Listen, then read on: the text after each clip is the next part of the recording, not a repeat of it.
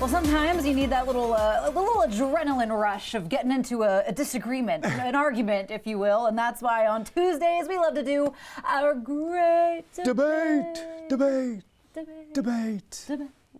And this is a good one because I don't really know exactly where I stand on this one. But when it comes to friendships, are you always an honest friend, or do you spare your friends' feelings? I have a very firm stance on this, so do you want to weigh in, or do you want me to come in here? You can go first. I think that if you are always 100% honest with your friends, you're not going to have any friends. I don't think that everybody agrees on everything all the time. And I think that if you're honest about certain things that maybe bother you about somebody else, it's going to grate on that other person. And a lot of times, you got to remember, how you feel on Tuesday might not be how you feel on Wednesday, too. Sometimes you might be in a bad mood and somebody might be getting on your nerves in a way just because you're in a bad mood. Yeah. So you do have to be socially conscious. Now, if it is a really important issue and if it's something that your friends have been struggling with, it is okay to be honest with them about certain things. You probably want to couch it in a positive manner, like, I see where you're coming from, but maybe X, Y, Z is a reason that a different solution might work here, or that maybe you're not seeing yourself as a little out of line on that one. Mm-hmm. So you can have serious, real, honest conversations with your friends, but it can't be every conversation, and it can't be mean-spirited either. You have to take your friend and their feelings into account, even when you're disagreeing with them. And I think that mean-spiritedness is sort of the key element for me here, because I think, it is important to be honest with your friends, especially if they specifically ask you for your honest opinion, your honest advice. And I think you can still be kind about it, even if what your honesty is a critique in this situation, because I think that is important. But one of my biggest pet peeves are when people are like, oh, I have no filter. I say what I want. Yep. That is how I am. And I'm like, and that's why people don't like you. Yep. Like, you don't have to be mean. You can have less of a filter. You can say things the way they are, but I still think you can be kind about it.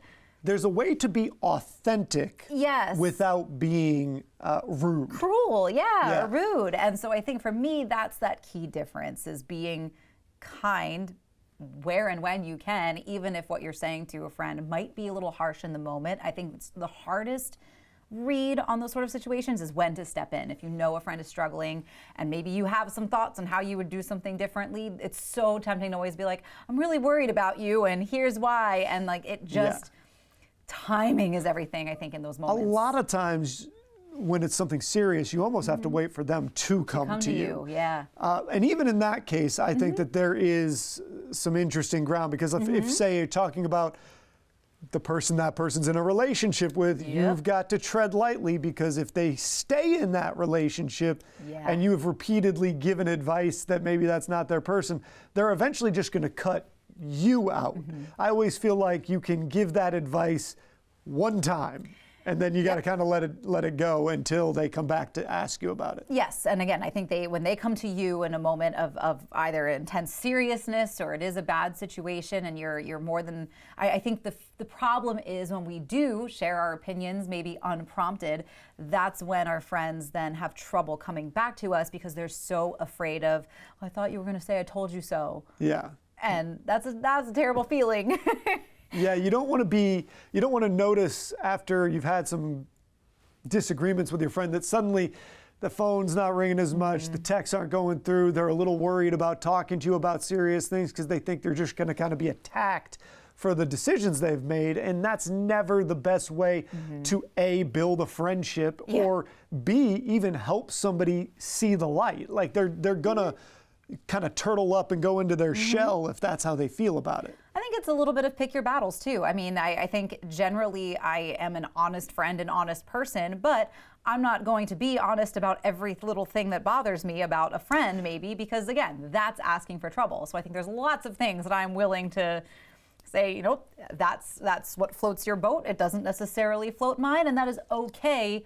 We're still friends, and that battle is not as important to me as maybe something that has to do with their overall health and well-being. Right, I completely agree. So typically, I mean, you should be honest with people in general, but again, not rude. Like if somebody rude. walks in some bright yellow coat that you don't like, you don't need to be like, what's happening here? Hey, Big Bird, this what's is going terrible. on? like let them have their thing. Don't yuck someone else's yum. Yes. But if they're like, hey, I'm having a really hard time with this thing in my life, and they've been making some tough decisions or bad decisions, you can then have an honest conversation. And because you've built up trust throughout the other interactions, it might mean more. Yeah. All right. There you go. This was a tough one, but I like this. You know, we peeled back a couple layers. So you can always participate in our great debate either in the comments on Facebook, or you can always go to coastlife.com/vote and we'll revisit the results at the end of the week. But for now, we've got some more Coast Life to get to. That's on the way.